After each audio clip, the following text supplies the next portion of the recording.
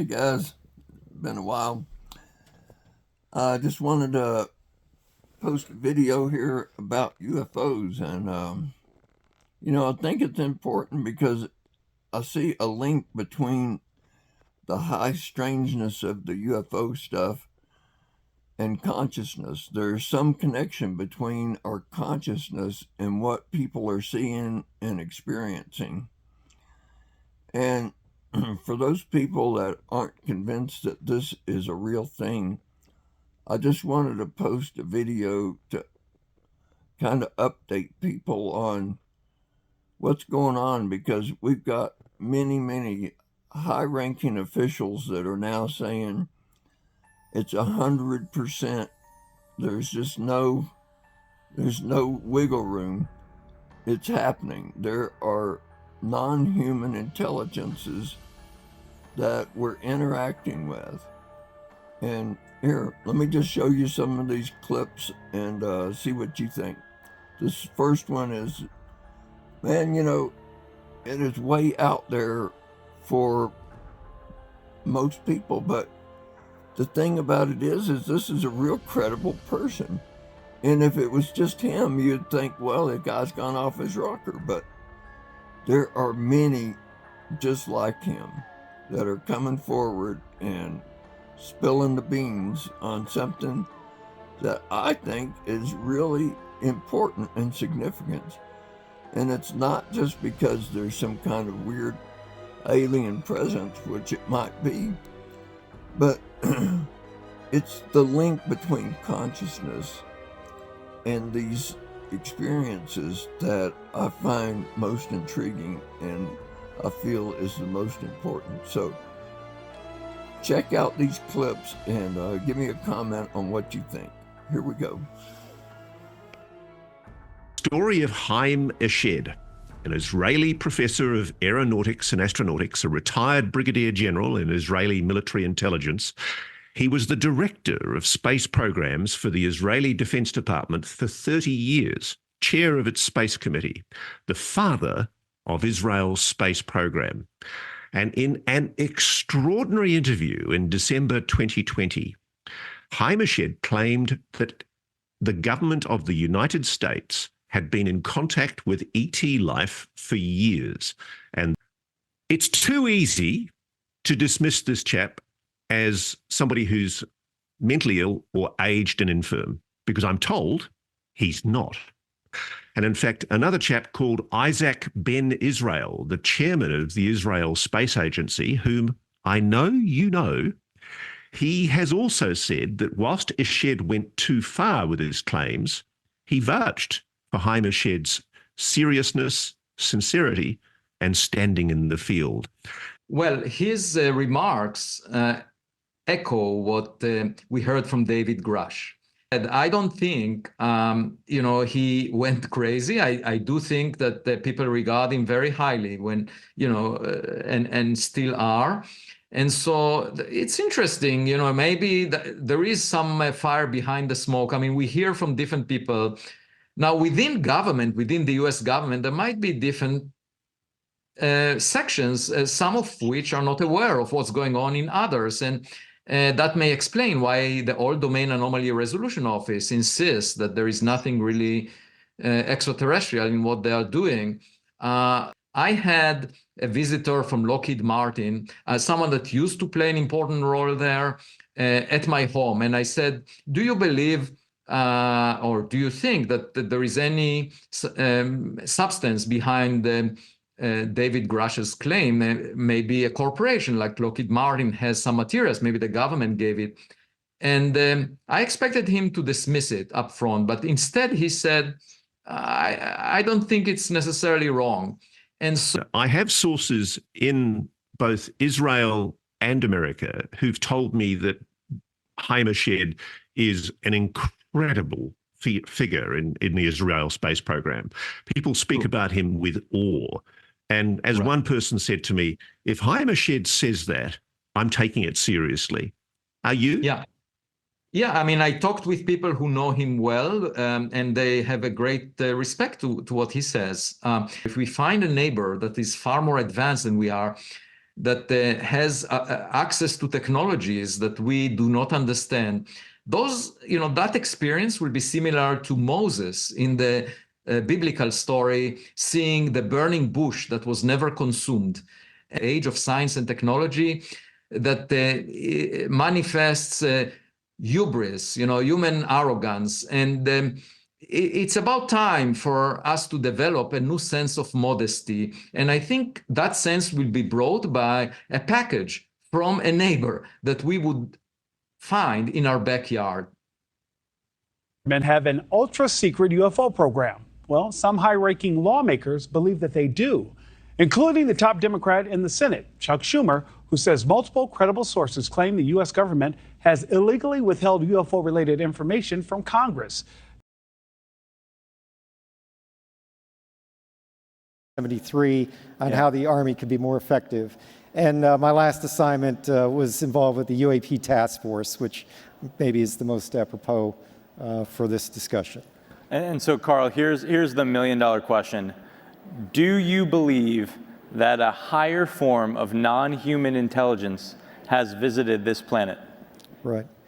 So non-human intelligence exists.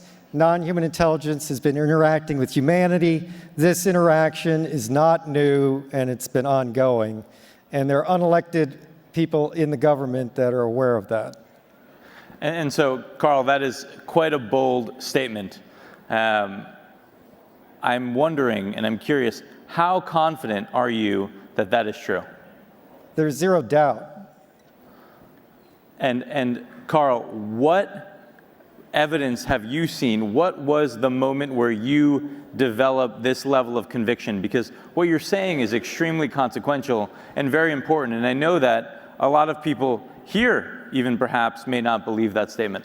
Right.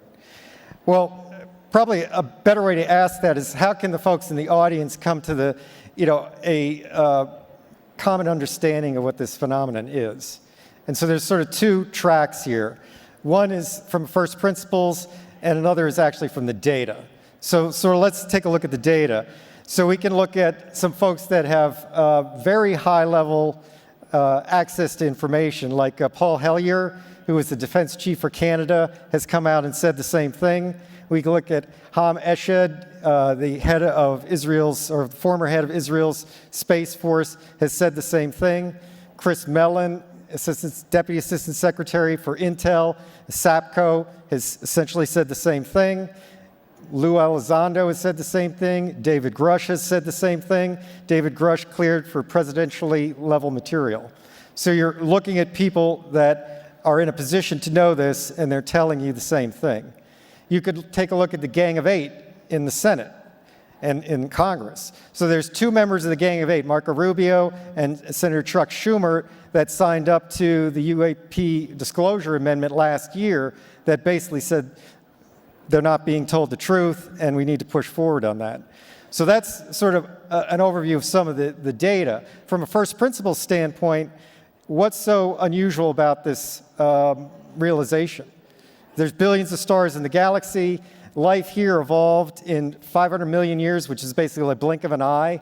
We've found planets around every star that we've looked at. It's likely that the universe is full of life. If you look at the SETI program in particular, the SETI program has all the same assumptions that you would accept and probably make with respect to this topic, except that they believe that non-human intelligence is transmitting signals here.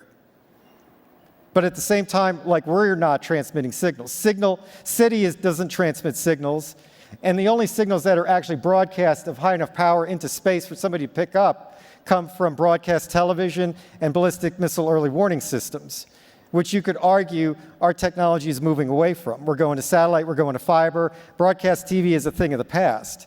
And if you get to some state where society is stable, maybe we don't need ballistic missile early warning systems. So the other guy is probably not going to transmit. But what the other guy may do is come here if that's possible to do. And there's physics models that suggest that may be possible. Bombshell testimony from military officers They say UFOs are real and they are a threat to national security. Pilots and intelligence officers described to lawmakers not only what they've seen in our skies, but what they claim the government knows about unidentified aircrafts. But this highly anticipated House oversight hearing happening just hours ago on Capitol Hill, it included some jaw-dropping testimony. One whistleblower claims the military has recovered UFOs, including, quote, non-human biologics. 10 Tampa Bay's Aaron Parseghian followed the entire thing for us. He's here now in studio with the concerns that lawmakers say they have with this, Aaron. Yeah, this was not sci-fi. This was testimony from some credible people that came as Congress demands transparency from the Pentagon, because lawmakers on both sides of the aisle believe UFOs, or UAPs, unidentified anomalous phenomena, as they are also called, are a growing threat to national security, and they feel they're being left in the dark.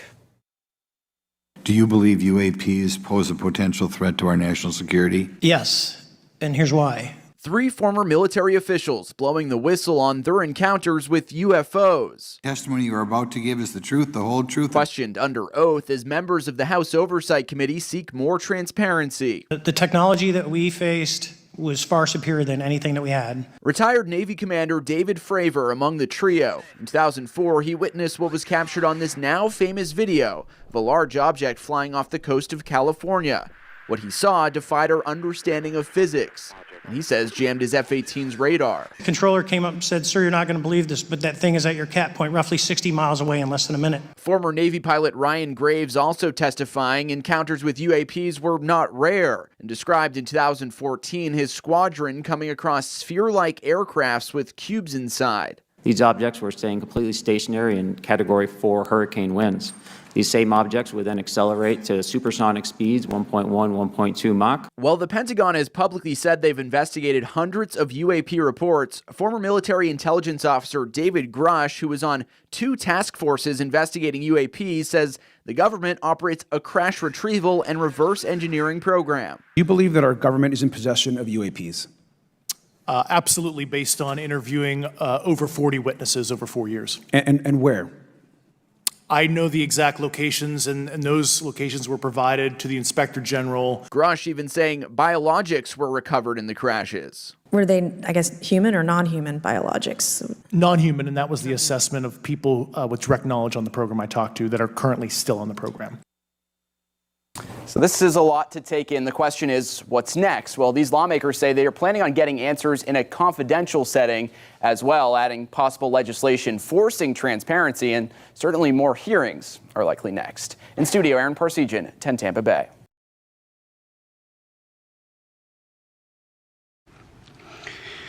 This is an example of one that I showed at the hearing recently.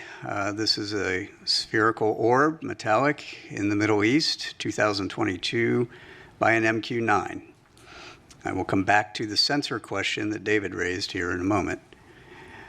This is a typical example of the thing that we see most of. We see these all over the world, and we see these in making very interesting apparent maneuvers. Can be challenging. UFOs? Any UFOs? Did you ask about that? Certainly asked about it. And? Can't tell you. Sorry. Okay. Can UFOs. I say it used to be that UFOs was the, what is it, Roswell was the biggest conspiracy? Yeah. And now that seems so tame, right? Right. The idea that the government might have an alien spaceship. There's footage and records of objects in the skies that we don't know exactly what they are. We can't explain how they moved, their trajectory, and so, you know, I think that people still take seriously trying to investigate and figure out what that is. Similarly with President Trump.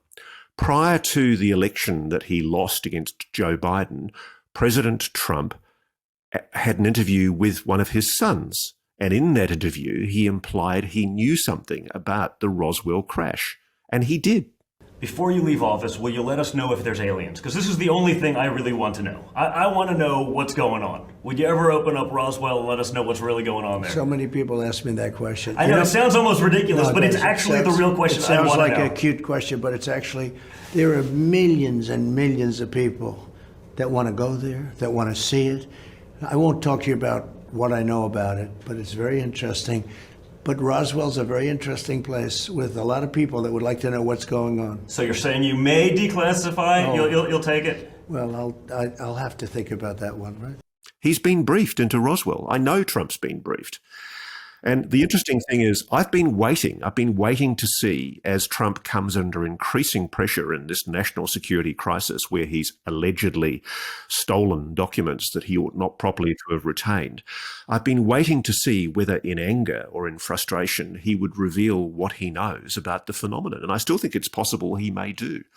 There's even been speculation, and I have no basis for supporting this, there's even been speculation that some of the documents that he stole related to UAPs,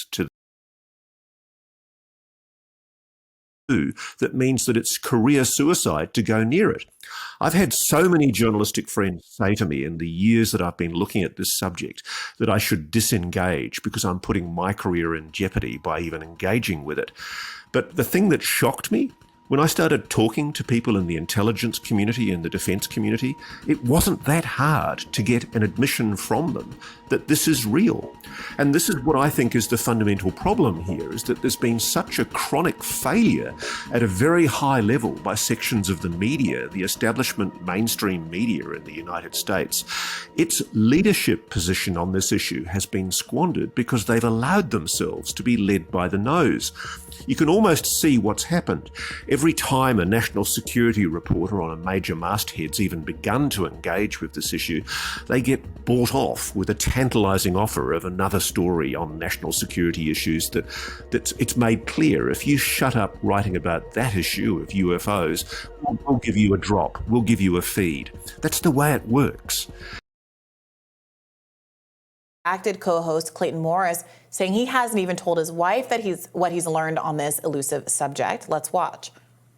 The second thing that bothers me is the UFO story. And, the more you dig into that and talk to people with actual knowledge of it, again, that's another story where there are some, fanciful ideas floating around that are just, there's no evidence that they're true.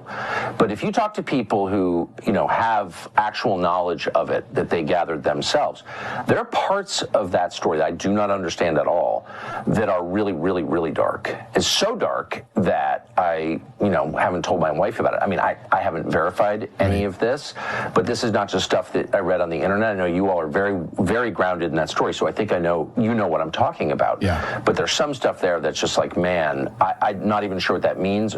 There's a spiritual component there that I don't fully understand. So yes, that story bothers me. And I think, last thing I'll say, that one of the reasons that we've had all these disclosures and all of these, 10 whistleblowers at this point, and it hasn't really become front page news. Part of it's suppression.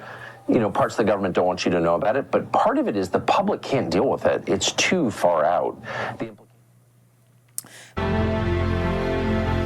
Are we alone in the universe? It's a question scientists have tried to answer for a long time, and we may be a step closer to answering that question. A team of Harvard researchers believe they have discovered fragments of alien technology. The pieces were from a meteor that landed in the ocean near Papua New Guinea back in 2014. But the team has a lot more debris to sort through in their research. Before that office was formally established as the office to which people have to go to give evidence, he didn't trust the people in the Pentagon who are entrusted to hear these secrets because he doesn't think they're entirely honest about their intentions. He thinks that there are still a cadre of people inside the Pentagon who want to cover this up. So he did the next best thing. At the instigation of the Inspector General of the Intelligence Community, a letter was sent to the various Senate and House Intelligence Committees, which are the oversight committees for the intelligence services inside the Congress. And that letter made the assertion that the Inspector General of the Intelligence Community of the United States of America determined that Mr. Grush's allegations were urgent and credible. That's an important finding. The Inspector General deemed his allegations credible enough to refer them to the Senate Intelligence and the House Intelligence Committees. And there have been secret hearings where the Senate Intelligence Committee and the House Intelligence Committee have heard evidence under oath from Mr. Grush. called CyTOF, which is really all about studying blood cells at a deeper level than anybody's been able to do before. And so it was circa 2011 or so when some people from the CIA and an aerospace company came to me to ask me for their help on the analysis of some individuals who had encountered some anomalous objects, they said. And I mean, they came to my office unannounced and then started laying out pictures and data on the table in front of me. And I honestly thought it was a joke. I thought it was. Wait, so you're a Stanford professor, an immunologist doing medical research and building companies, and all of a sudden one day the CIA shows up at your office? Because but my point has been that whatever this stuff is hundreds of technology revolutions ahead of us and understanding the physics that we don't appreciate. Right. So it's kind of like, the old saw is send a cell phone back to a Neanderthal and see what he does with it, pound rocks. Eats it, yeah. So no, it's totally right. Fascinating. So it sounds like in the world that you live in, it is taken for granted, which is assumed to be true, that this stuff is real. Yes. Yeah, it's 100% real. There's just no doubt about it. The data is real. And this is what when I have these conversations with other scientists who have told me, Gary, you're going to ruin your reputation. It's like, well, my reputation has been always going against the grain, and look at where I am. I'm perfectly fine going against the grain. Okay with us not acknowledging really important programs for national security. Unacknowledged programs are good for our nation. I just think that the fact that we're not letting the public and Congress know that we're being visited by entities whose intentions we don't understand and characteristics and nature we don't understand, that genie's out of the bottle. I think the Schumer Amendment. This is what was drafted last year and was almost passed, including words like technology of unknown origin, non-human intelligence, and what was the UAP. All of those are in that bill multiple times, that draft. And the fact that got into draft legislation means it's there. There's something there. And we know that because I know some of the people who briefed the Hill. And even though it wasn't passed in the final NDA, most of that stuff was stripped out. Like I said, it's out there now. We have to reconcile this and really inform our public to do the right thing for our nation's security. Do you think we've had communications with non-human intelligence? I'm sure of it. Just based on all this data and everything we're talking about, they're here. What do you think those communications would look like? I don't know. But actually, if you look at Diana Pasulka's book again, Encounters, this one former NASA engineer, he called the crashes that were retrieved donations. That's a form of communication right there. So I don't know the nature of the communication and who was doing the communicating, but I am pretty sure from what I've seen from my sources, very sure, highly, that's occurred. Now, with who? Parts of the government or just individuals? And actually, by the way, when you say we, if you mean the U.S. government, yeah. But as individuals, there are thousands, if not tens of thousands, of eyewitnesses who feel they've been communicated to. Mm-hmm.